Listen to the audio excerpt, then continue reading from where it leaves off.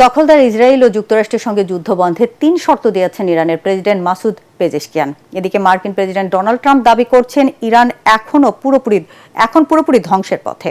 এর মধ্যে ইরানের হামলা বন্ধে জাতিসংঘের নিরাপত্তা পরিষদে প্রস্তাব পাশ হয়েছে, তবে এই প্রস্তাব প্রত্যাখ্যান করেছে তেহরান। এদিকে যুদ্ধের প্রতিবাদ জানিয়ে ইসরায়েল থেকে রাষ্ট্রদূত প্রত্যাহার করে নিয়েছে স্পেন। বিস্তারিত জানাচ্ছেন আসিফুর রহমান সাগর।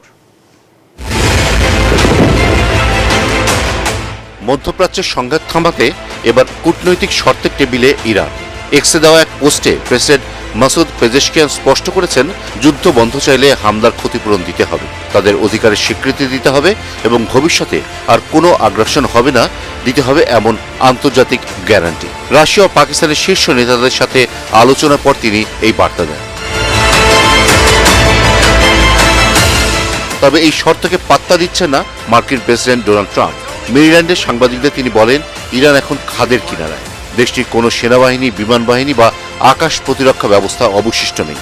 ট্রাম্পের দাবি, মার্কিন বাহিনী এখন ইরানের ওপর দিয়ে মুক্তভাবে বিচরণ করছে এবং দেশটি কার্যত নিশ্চিহ্ন হওয়ার পথে।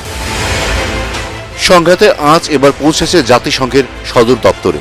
15 সদস্যের নিরাপত্তা পরিষদে উপসাগরীয় দেশগুলোর উপর ইরানের হামলা বন্ধের দাবিতে একটি প্রস্তাব পাশ হয়েছে। 13 সদস্য দেশের সমর্থনে প্রস্তাবটি পাশ হলেও ভোটদানে বিরত ছিল রাশিয়া ও চীন। তবে তেহরান এই প্রস্তাবকে একপেশে বলে প্রত্যাখ্যান করেছে।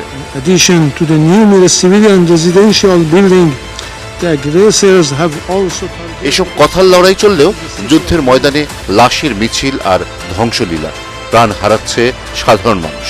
ইরাকের আল ফাও বন্দরে বিদেশি তেলবাহী ট্যাঙ্কারে ইরানের হামলায় এক নাবিক নিহত হয়েছেন। হরমুজ প্রণালীতে থাই কার্গো জাহাজ ময়ূরী নারীতে হামলার পর 3 নাবিক এখনও নিখোঁজ। ওমানের সালালাহ বন্দরে জ্বালানি ডিপো এবং সংযুক্ত আরব আমিরাতের আবাসিক ভবনেও ড্রোন হামলা চালিয়েছে ইরান। সবচেয়ে মর্মান্তিক ঘটনাটি ঘটেছে ইরানের মিনাব শহরে। একটি প্রাথমিক বালিকা বিদ্যালয়ে মার্কিন টমাহক ক্ষেপণাস্ত্রে আঘাতে প্রাণ হারিয়েছে 175 জন শিশু। খোদ মার্কিন তদন্তে উঠে এসেছে যে টার্গেটিং ভুলের কারণে যুক্তরাষ্ট্রই এই প্রাণঘাতী হামলা চালিয়েছে। এছাড়া লেবাননের বৈরুতে ইসরায়েলি হামলায় নিহতের সংখ্যা 600 ছাড়িয়েছে, যার পাল্টা জবাবে ইসরায়েলে শয়ে শয়ে রকেট ছুঁড়ছে হিজবুল্লাহ।